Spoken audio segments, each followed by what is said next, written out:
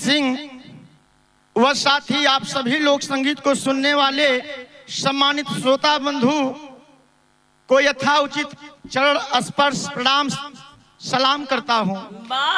साथ ही अपने देश पे न्यौछावर वीर शहीद उस नौजवान को एक श्रद्धांजलि अर्पित करता हूँ अपने गीत के माध्यम से।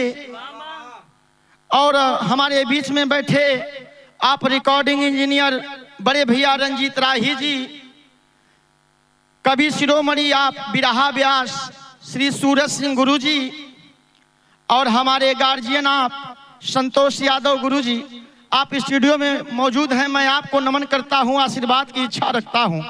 4 लाइन भूमिका में लिखना पड़ा मास्टर भैया, कैसे? तो दामिनी लुप्त होती घटाओं में जब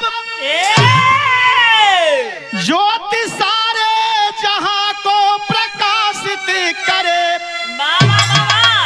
टूटे तारा गगन में उसी रैन को, जग में ऐसे महाजब की लाला मरे, वीर कोई शहीदों में शामिल हो जब, हिंद जननी बिकल ठंडी आहें भरे, मर के भी नाम अपना अमर कर गए, शेर भारत का ना दुश्मनों से डरे।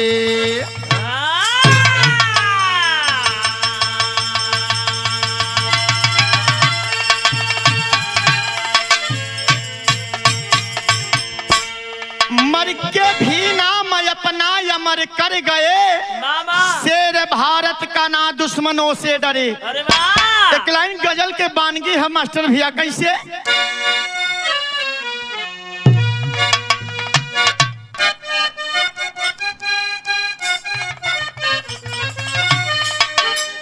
अरे इधर आओ पहलू मैं तुझे को बिठा लूं,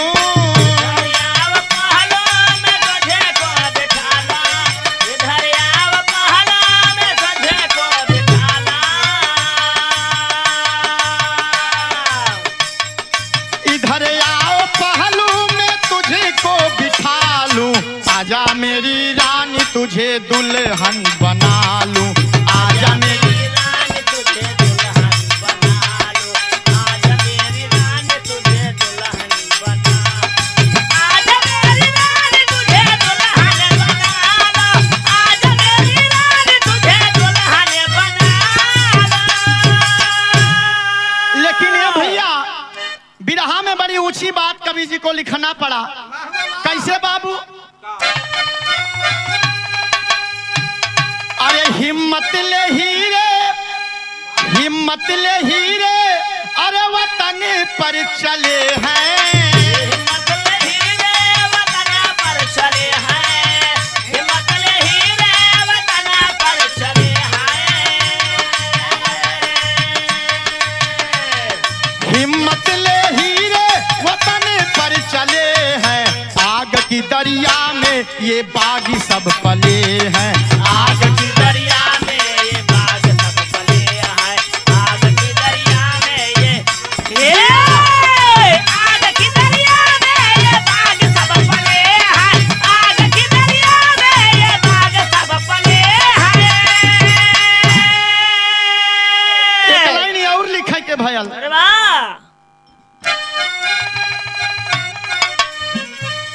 अरे देश के दीवाने फौलाद दिल जले हैं, देश के दीवाने फौलाद दिल जले हैं, देश के दीवाने फौलाद दिल जले हैं,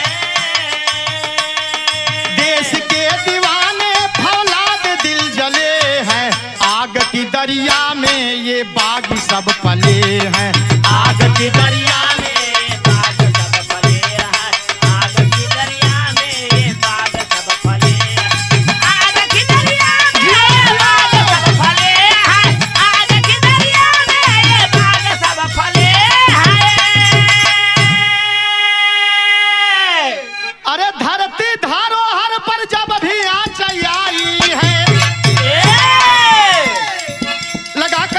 जान बचाई है। शान शोहरत सानी भारत की बचाए हैं, लगा के गोता वीर लहू में नहाए हैं। लेकिन नाबाज पाक तोड़ा है शांति को, भला क्या होगा जब दोहराएंगे क्रांति को। शेर से गीदड़ कब तक आंख को मिलाएगा, वार होते ही मिट्टी में वह मिल जाएगा। मिर्जापुर गौरा के संजय राजपूत सही, मिर्जापुर गौरा के संजय राजपूत सही, समर्पित देश पे रवि उनका सपूत सही।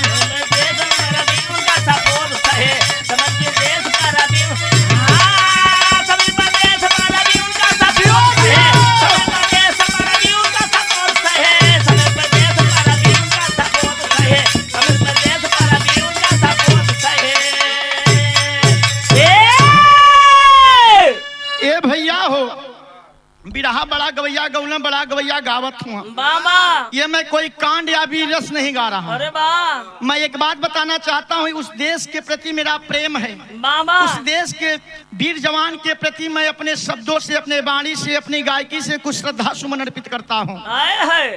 कहानी बाबू हमारे उत्तर प्रदेश, यही उत्तर प्रदेश बाबू जी के कहल जाला कि अगर उत्तर प्रदेश का नाम भारत के नक्शा से हटा जाता आधा भारत खत्म।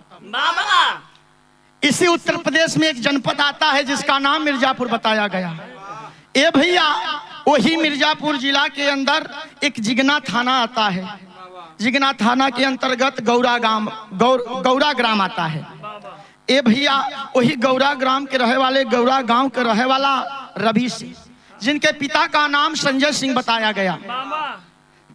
एक बेटा जेकर रवि सिंह और दो ठे बहन बाड़ी। ये भैया, बड़ी बहन का नाम कीर्ति है और दूसरी बहन का नाम रेनू है।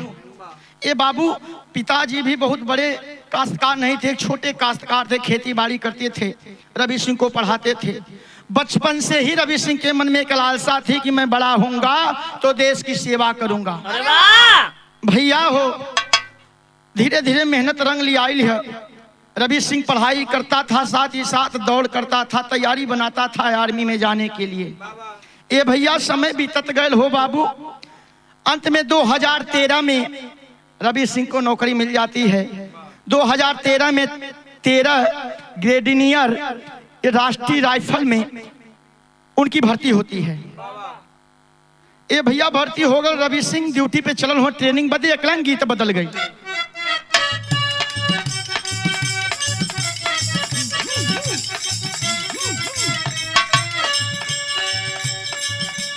इका कैलू ये ननदो, इका कैलू घर का इज्जत फीका कैलू ना। ए ननदो ना ए नैला हंगवा, तू लसहारी ऐलू कहवा, मजा महारी ऐलू हो। ए ननदो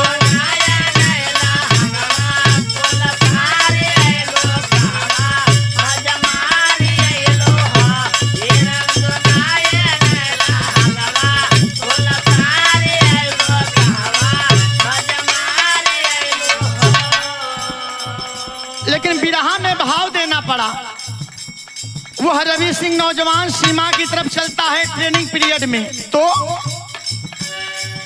साकार कैला ये बाबू, साकार कैला सपना साकार कैला हो।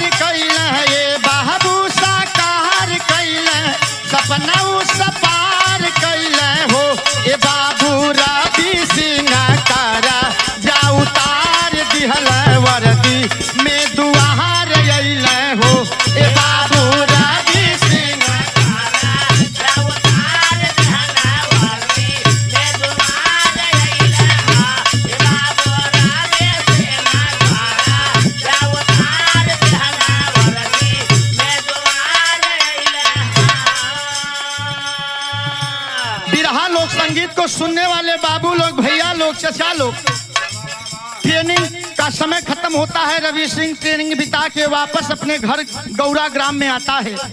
जब घरे अइले तब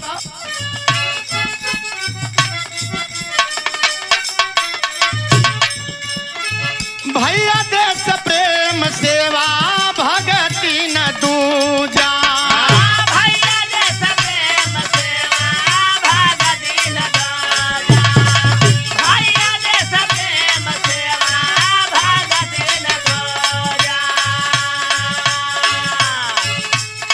झुक के माई बाबू के चरनिया के पूजा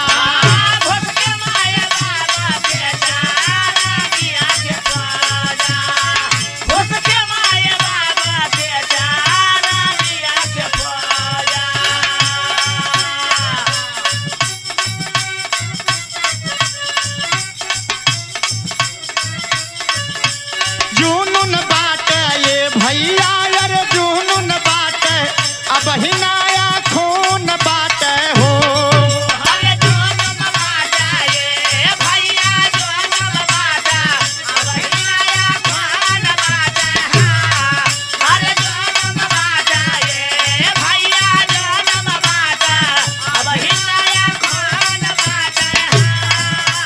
जुनून बाटे ये मोरे भैया जुनून बाटे अब ही नया खून बाटे हो कि नाही दूधावा के माता बेकार कैले वर्दी में दुआहार अइले हो कि नाही दूधावा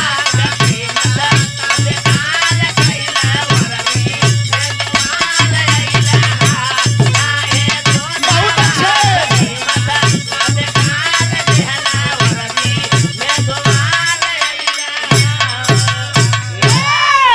ए भैया हो जब गांव में एंट्री भइल बे रवि सिंह का पूरे गांव में खुशी का माहौल छा गल हर जगह चर्चा हो लगल यार कि रवि सिंह आयल बड़ा ए बाबू जे कभो नहीं हो आवे के वो भेंट करे पहुंचल है दुआरे आके माई बाबू के चरण का बंदन करते हैं प्रणाम करते हैं माँ बाप जब वर्दी में देखते हैं बेटे को तो खुशी से प्रफुल्लित हो जाते हैं भैया ए बाबू 2-4 दिन 5 दिन बीतल बे 1 हफ्ता 10 दिन बीत गल छुट्टी बिता के रवि सिंह फिर ड्यूटी के लिए प्रस्थान करता है गल बे ड्यूटी पे हर पिताजी का फोन गल संजय सिंह का बेटा से पूछला बेटा अब शादी योग्य हो गल हुआ का हो शादी कर जाए बेटा कहता है पिताजी आपकी आज्ञा सर आंखों पर जन्म आपने दिया और आदेश हमसे ले रहे हैं कि शादी होगी या नहीं आप कानों को तरह खोज दे बात रवि सिंह कभो ना ही न करी है भाई का भैया तनिक से गीत बदल गई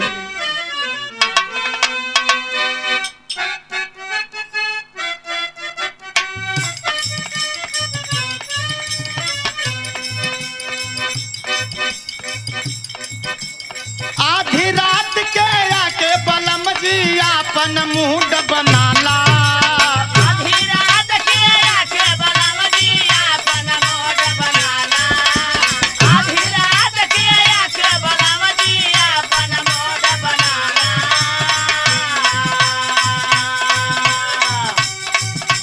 चढ़ल जवानी के कुइया में झट दे गोता लगाला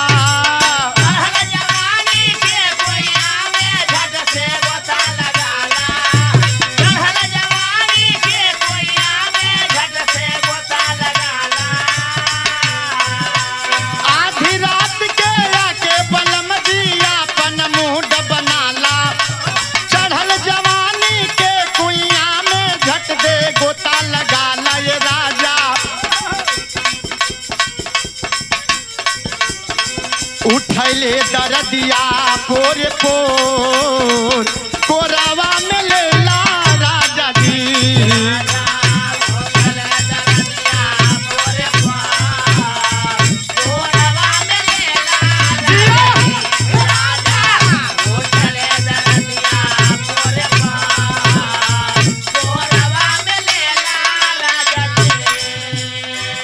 ई तो खे गीत का नमूना रहल मुन्ना चचा लेकिन बिरहा में भाव बड़ा अच्छा लिखना पड़ा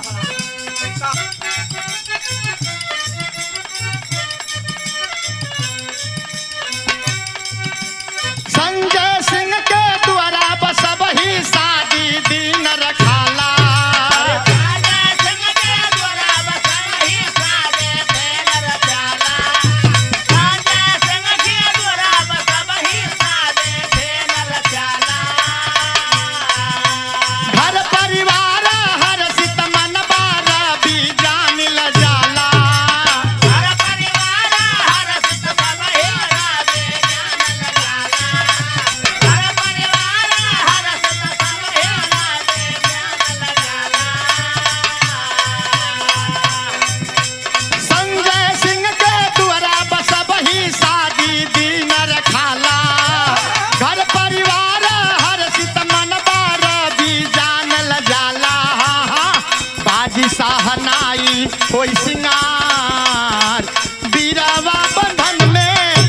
हो।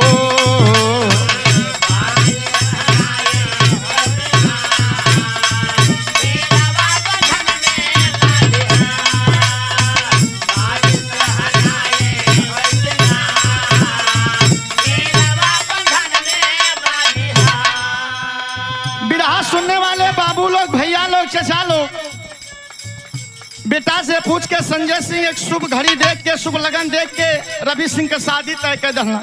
शादी तय कहाँ कैला?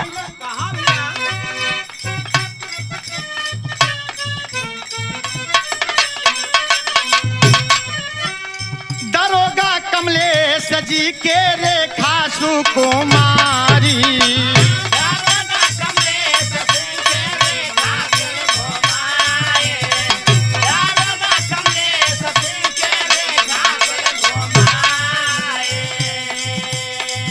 बन के बहुआर अइली गौरा मझारी।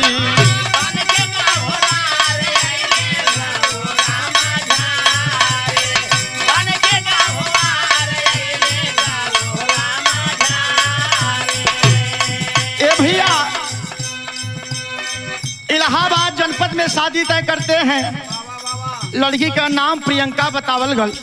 रवि सिंह के दुल्हन का नाम प्रियंका बताया गया और दुल्हन के पिता का नाम कमलेश सिंह दरोगा जी बताया गया। बड़े खुशी से शादी संपन्न होती है बाबू। दुल्हन घर में आती है तब संस्कार में पलल बबिटिया बाबू मन हर सैले।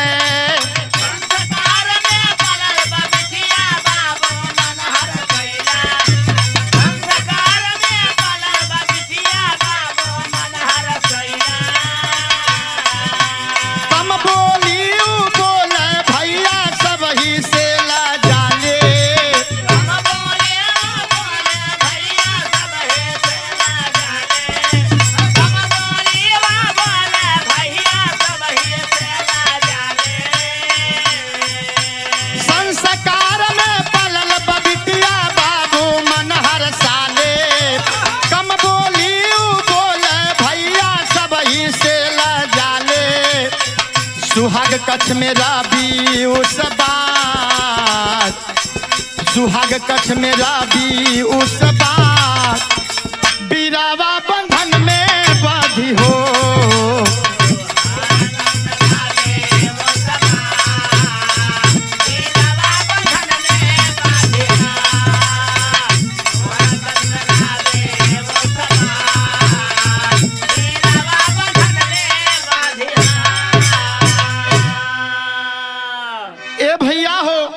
शादी हो गई है। जब रवि सिंह सुहाग कच्छ में पहुंचते हैं, दुल्हन को एक बात बताते हैं कि देखो प्रियंका, मेरे जीवन में मेरे माता पिता, मेरी दोनों सिस्टर, यही मेरे सब कुछ हैं। और मैं रहूं या ना रहूं, चाहे ड्यूटी पे रहूं या घर पे रहूं, लेकिन तुम हमारे परिवार को अपना परिवार समझ के उनके साथ उनके समान खड़ी रहना। ए भैया, पांव पकड़ लेती है प्रियंका, कहती है स्वामी अब चिंता करबे मत करा। जहिया सिंदूर डाल दिला वही दिन से परिवार हमार हो गल। हे बाबू, इतनी बात जब कहले बाटे, ये भैया धीरे धीरे सबेर भल है। सबेर भले भैया हाथ जोड़ के दुल्हन पांव पकड़ के बैठ जाती है, कहती है सैया स्वामी जी आप निश्चिंत रहिए, जिस दिन मांग में आप सिंदूर सजा दिए उसी दिन से यह परिवार हमारा हो गया। किसी भी मुसीबत में, किसी भी खराब समय में हम आपके परिवार के साथ सदा खड़ी रहेंगे, उनके सम्मान के लिए मर मिटेंगे। ए भैया, इतनी बात सुन ले बे रवि सिंह सीने से लगा लेता है। कलश की जौन सोचले रही वैसे तू मिल गईलू, बस अपने बात पे अमल करया। ए भैया, सबेर भयल हो। जब सबेर भल हो तब तक टेलीफोन आता है कि पाकिस्तान और हिंदुस्तान के बीच लड़ाई छिड़ गई है, आपको वापस आना होगा। रवि सिंह आके घर में बतौले बाड़ा कि देखा हो हमें अब जाए के बा, सीमा से हमार बुलावा बे, पाकिस्तान और हिंदुस्तान से लड़ाई छिड़ी हुई है, हमको वापस जाना होगा। दुल्हन रोने लगती है, कहती सैया भाई एको दिन आई भल, ठीक से एक दूसरे के जान भी ना पौली, तब तक आप वापस जाए चाहत हुआ। लेकिन मैं बता दूं भैया, देश प्रेम से बड़ा कोई प्रेम नहीं, कोई जिम्मेदारी नहीं होता। जो देश प्रेमी होता है उसके लिए देश ही सब कुछ होता है। बिरहा में एक लाइन गीत लग गई सूरज भैया।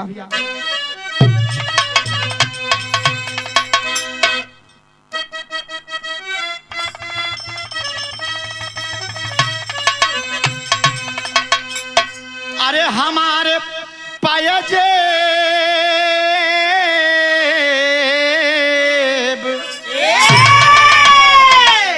अरे हमारे पायजेब राजा हीरा जड़ादा, हमारे पायजेब राजा हीरा जड़ादा, हमारा पायजेब राजा हीरा जड़ादा, हीरा जिया भैया जिया। हीरा जड़ादा, वो हीरा जड़ादा, हमारा पायजेब राजा हीरा जड़ादा, हमारा पायजेब राजा हीरा जड़ादा। लेकिन बिरहा में भाव लगा, नौजवान चलता है देश की सुरक्षा के लिए दोबारा उस कश्मीर की घाटियों में। कैसे? मामा अरे बिताए छुट्टी, मामा अरे बिताए छुट्टी से सरहद पे चलल बिताए।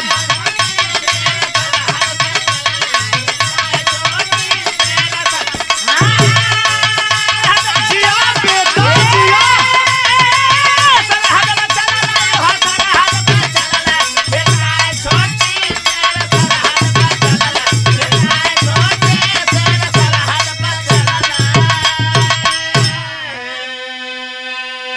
अरे देशवा के खातिर, अरे देशवा के खातिर जान के बाजी लगौले बिताए छुट्टी से सरहद पे।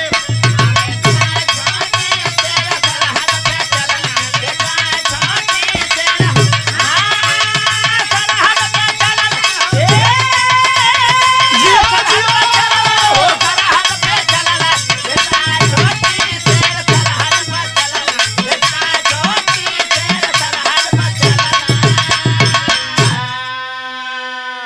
पहुंचल बे ये भैया रवि सिंह जब सीमा पे डटा है तब अरे फायरिंग भाई लगाया डट के समहनावा। अरे बिचली तब भाई लेना हिंद के जवनावा।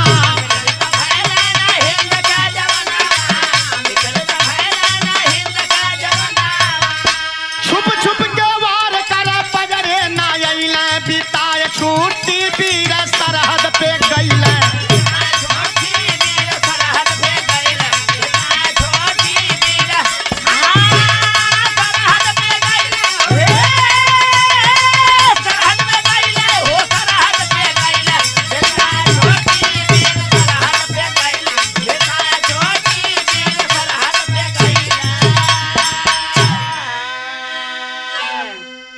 भैया हो जाके डट जाता है कश्मीर की घाटियों में वह नौजवान।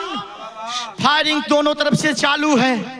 ए भैया डटल बे, मुंह से वही एक ही नारा निकल रहा है, भारत माता की जय। लेकिन भैल का भैया एक लाइन विदेशिया में लिखना पड़ा।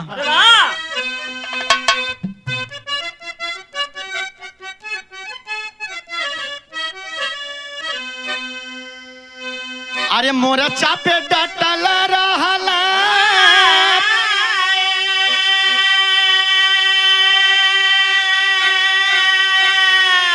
अरे हिंद करा तनावा हो।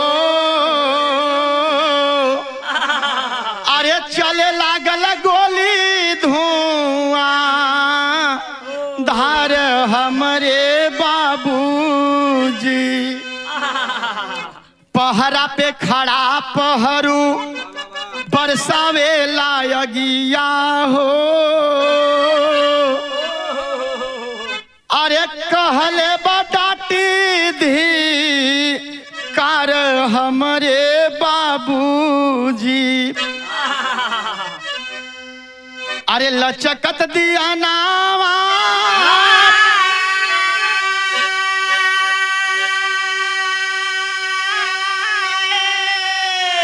अरे बुझाली किरनिया हो। अरे चली गईली गोली सीना बाबूजी। अरे जंग जवानावा के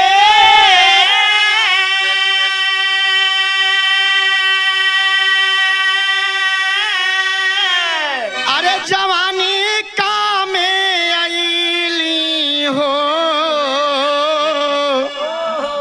अरे पंछी उड़ला उस बार हमरे बाबूजी। ए भैया दोनों तरफ से फायरिंग हो रही है, सीमा पे जवान डटा हुआ है, धिक्कार रहा है बाकी सैनिकों को कब तक छिप के वार करोगे। सीना तान के इस कायरों के सामने कुत्तों के सामने लड़ा जाए तब तक ये भैया एक गजब हो गल हो। तब तक गोली आती है सनसनाते हुए, उस वीर के कलेजे को चीर के उस पार निकल जाती है। उस वीर के कलेजे को चीर के उस पार निकल जाती है। छटपटा के भारत माँ की गोद में वो नौजवान गिरता है। बाबू बिरहा ने टेरी से बात लिखना पड़ा।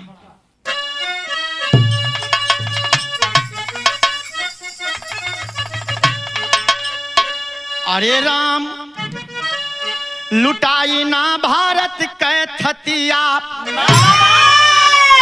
कहाँ राम लुटाई ना भारत कै,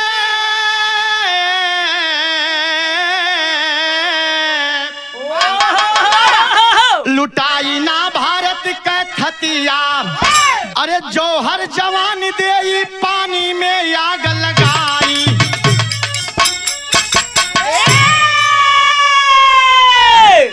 लुटाई ना भारत का थतिया, जौहर जवान दे पानी में आग लगाई। लुटाई ना भारत की थतिया। ए भैया गिर जाता है नौजवान उस कश्मीर की घाटी में। वो अशुभ घड़ी, वो अशुभ तारीख क्या थी बाबू? 18 अगस्त। 18 अगस्त को उसी कश्मीर बारहमुला घाटी में यह लड़ाई छिड़ी हुई थी। ए भैया जब गिरल बे तो लिखना पड़ा क्या? अरे काल के गाल में समाया तब नाहर, कहाँ काल के गाल में समाया तब नाहर। लुटा दी जवानी से रहले वतन को, जब तक रहेंगे रण बांकुरा धरा पर, महीं पे समर्पित करेंगे यह तन को। गीदड़ों की औकात क्या, अरे गीदड़ों की औकात क्या, मिलाएंगे हाथ, मिलाते ही पंजा वह तो जाएंगे पतन को। निकालेंगे आंख टुकड़े टुकड़े करेंगे, भूल से भी ना छेड़ो हिंद के ललन को। अरे बाप रे बाप, नौजवान छटपटा रहा है बाबू, दम निकलने वाला है, प्राण निकलने वाला है बाबू। सैनिक उपचार के लिए लेके जाते हैं, लेकिन अफसोस अस्पताल जाने से पहले ही प्राण शरीर छोड़ देता है। ए भैया हम लोग के बीच से रवि सिंह हम लोगों को छोड़ के चला जाता है। निर्जीव शरीर हाथ में लिए नौजवान रो रहे हैं। जब रो रहे हैं भैया घर पे फोन आता है। घर पे फोन आयल बे भैया, भैल का बिरहा में गीत बदल गए। यह गीत के हमरे गांव देहात के माई बहन बड़ा सजा के गावली हो। कैसे गावली भैया?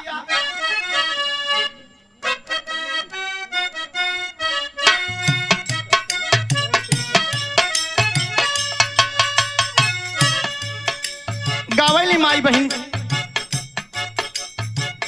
झाझर मारौआ नाछा वही हाये बाबा हो।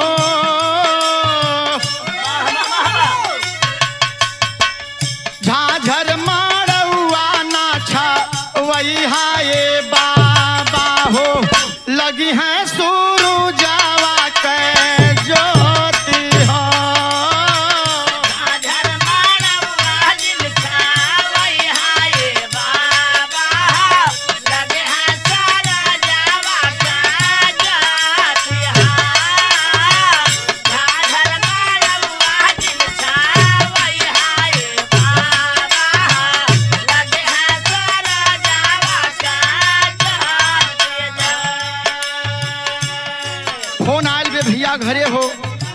के पास जब फोन आता है, पिताजी फोन उठाते हैं, फोन पे सूचना मिलती है कि रवि सिंह इस दुनिया को छोड़ के हमारे वतन के लिए शहीद हो गया।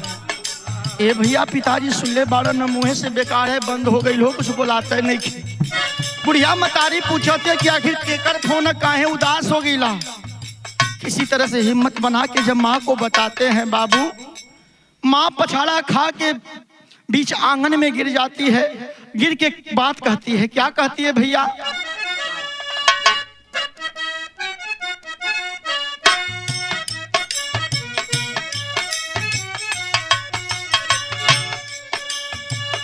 बिल खेली माई बेटा कहवा चल गई लाहो,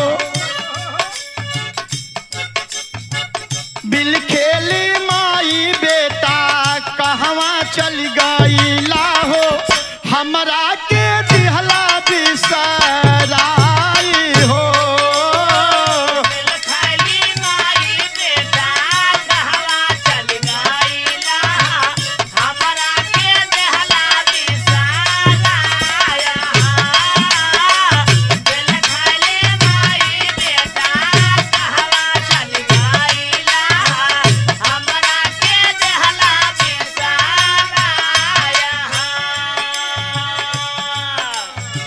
माई के तजला माई के असमत बचावे में,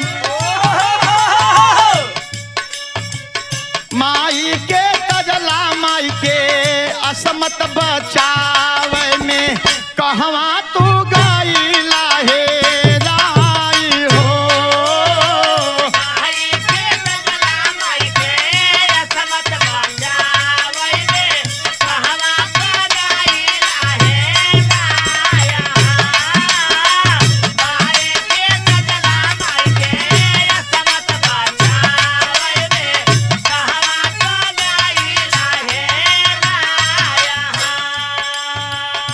संजय सिंह अपने पत्नी रेखा देवी को समझाते हैं कि अरे पगली छुप रहो रे, बेटा मेरा मरा थोड़ी ना है, देश के नाम पे अपने जान को गवाया है, तो वीर शहीदों के पन्नों में उसका नाम आज से इतिहास में अमर हो गया। रोवत ही पगली, लेकिन ये बाबू माई माई होले हो, बात का कोनो असर नहीं खे, एक बतिया दोहरावत हिया। का कहत हिया?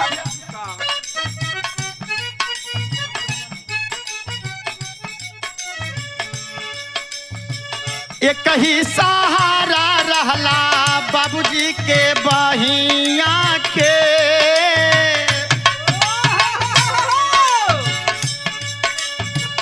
एक ही सहारा रहला बाबूजी के बहिया के, गैला पीरतिया ठुकराई हो।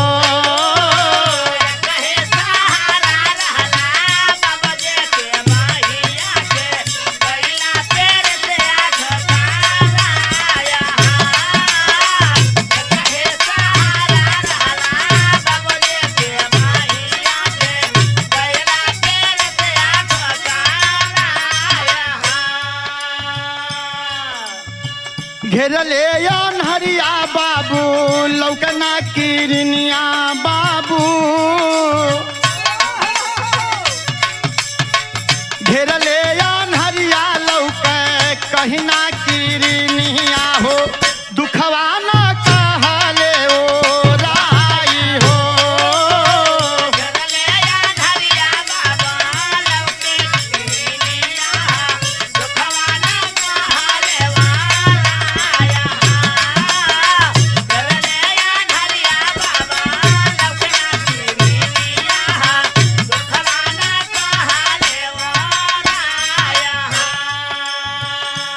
ए भैया बूढ़ी मतारी रेखा देवी आंगन में रोवत थी, तब तक खिड़की से नजर पड़ जाती है पत्नी प्रियंका की।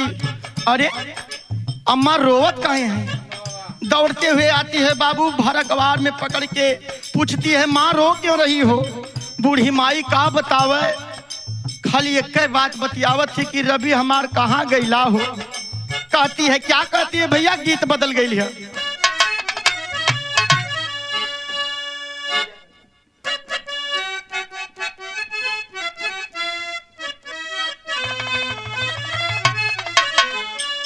गीत से बढ़िया हमरे बिरहा में भाव लिखल गल मुन्ना चाचा। अरे बीच भावर में तू ता छोड़ी गई ला नैया के ही लगाई उस पार हो।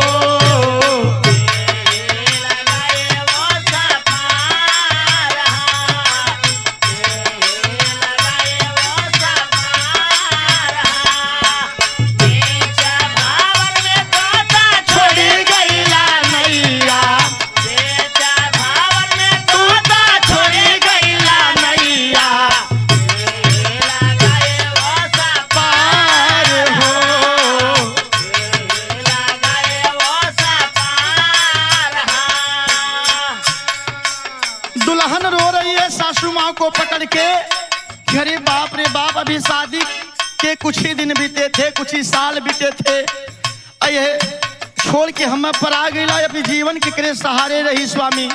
बता रही है दुल्हन,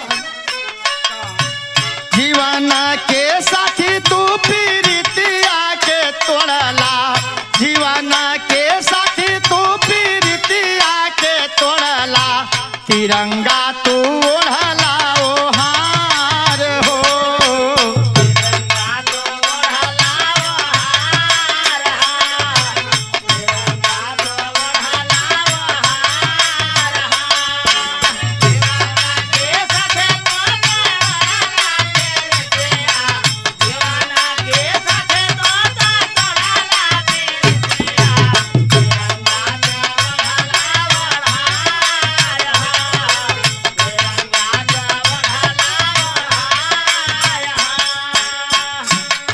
दुल्हन एक बात रोके बताती है कि अभी कल ही ना आपसे वार्तालाप हो रही थी फोन से, बता रही है कन्हिया तू फोन करी सबसे बतियौला,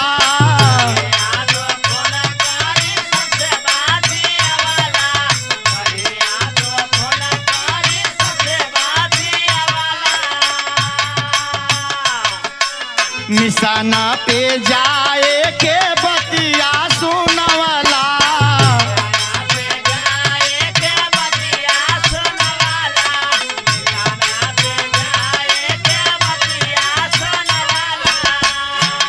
मंगिया के हमारा तू सुन कैला सजना, के हो नाही जीवन के आधार हो।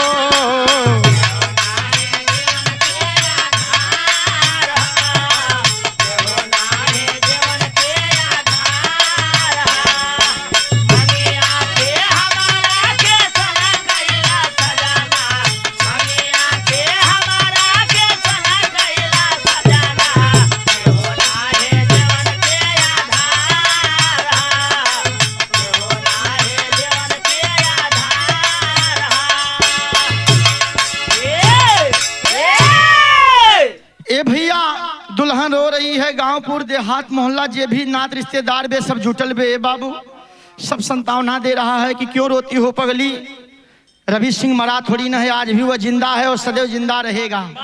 वीर कभी मरता नहीं, वीर कभी मरता नहीं।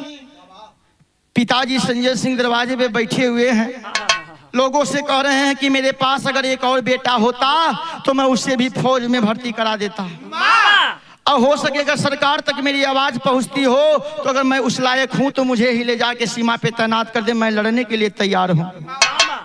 तब बिरहा में पहपट से भाव लिखना पड़ा, अरे बचा दी हला तू हिंद का शान जान से प्यारा बाप, अरे पूरा दुनिया कर जे कर सम्मान जान से प्यारा बाप।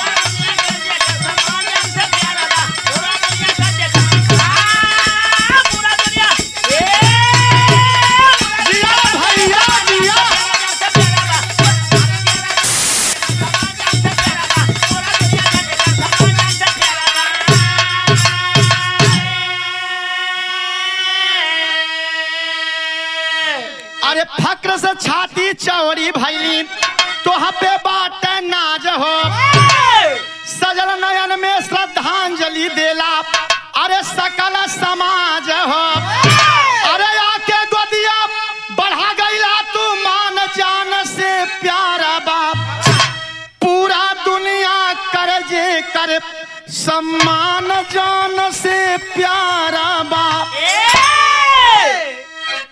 पूरा दुनिया करे जे खर सम्मान जान से प्यारा बा।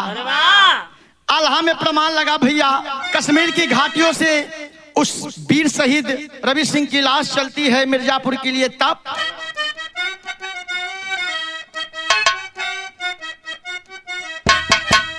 अरे मिर्जापुर नगरिया जहवा भवानी के पहरवा भैया।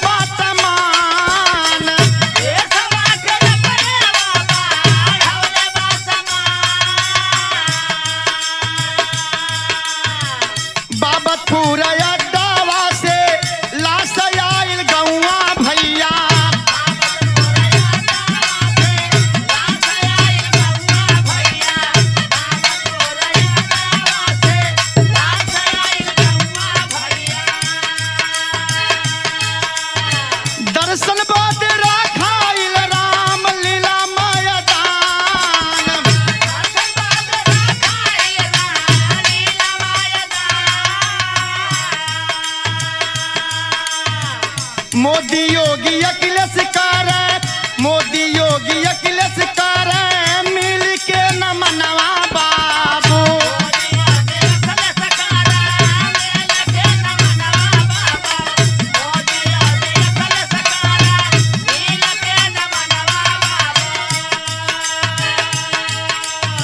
सत सत न माना जे के कर हिंदुस्तान।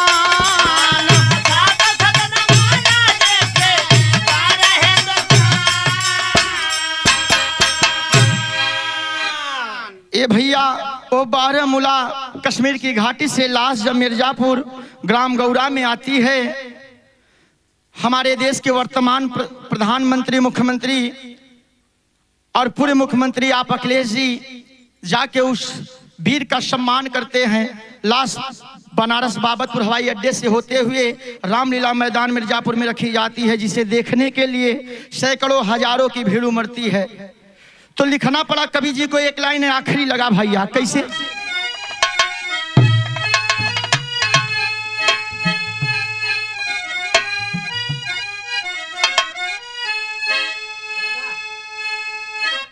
अरे मिर्जापुर का अरे लाल सयालानी बन गया, जंगी ज्वाला ले जिगर में मर तूफानी बन गया।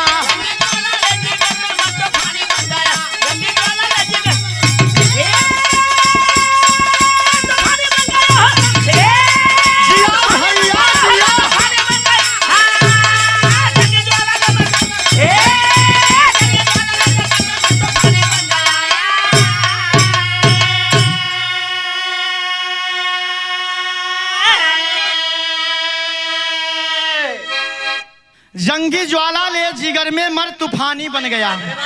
अरे जब तक धरा पे जिंदा रही ऐसा देश के बागी हो, माता मही के आंचल पर न लागी दागी हो। अरे शेर बबर हिंद का सानी बन गया, जंगी ज्वाला ले जिगर में तूफानी बने।